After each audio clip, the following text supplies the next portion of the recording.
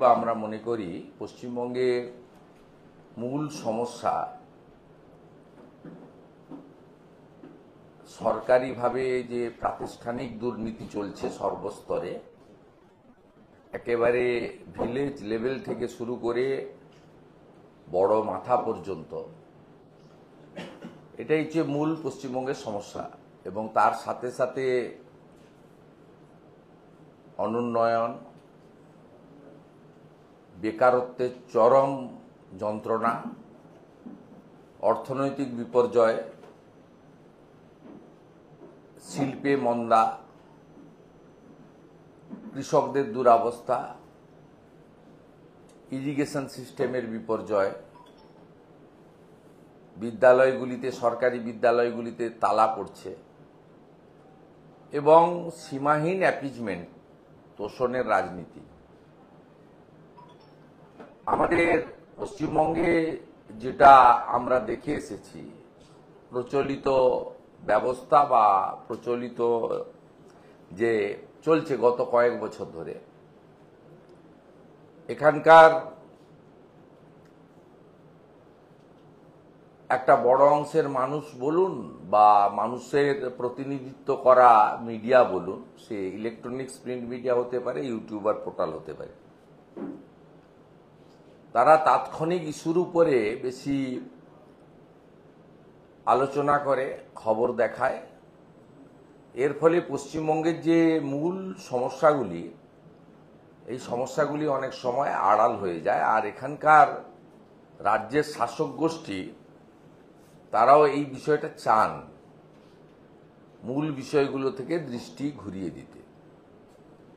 আমরা মূল বিষয়গুলোর উপরে লাগাতার আমাদের যে প্রচার কর্মসূচি, জনগণকে ঐক্যবদ্ধ করা, এগুলো নিয়ে আমরা আমাদের প্রধান বিরোধী দল হিসেবে এই রাজ্যের মানুষকে, একটা বড় অংশের মানুষকে, প্রায় 40% কাছাকাছি এবং 2,30,00,000-এর বেশি মানুষকে প্রতিনিধিত্ব সমর্থন নিয়ে সমগ্র রাজ্যের মানুষকে প্রতিনিধিত্বকারী ভারতীয় জনতা পার্টি সে কাজটা কিন্তু চালিয়ে যাচ্ছে, ভবিষ্যতেও চালাবে।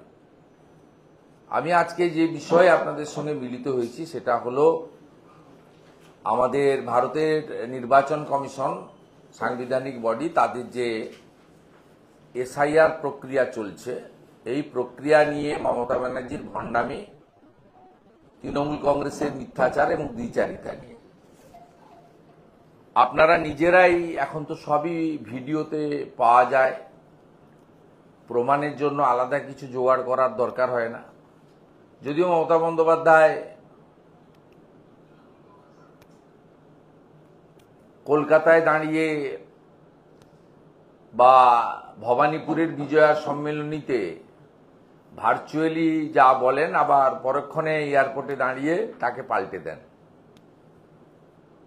অতএব এটাও মানুষ দেখছে, প্রত্যেকটা জিনিস মানুষ দেখছে, এবং এই দ্বিচারিতা, মিথ্যাচার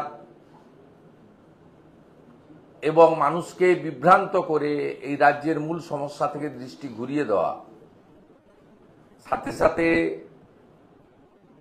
কিছু মানুষকে মিথ্যা প্রচার, ভুল তথ্য পরিবেশনের মধ্য দিয়ে বিভ্রান্ত করা, এটা আজকে নতুন নয়। 2019 সালে মাননীয় প্রধানমন্ত্রী নরেন্দ্র মোদীজি, মাননীয় স্বরাষ্ট্রমন্ত্রী অমিত শাহজি, সামগ্রিকভাবে ভারত সরকার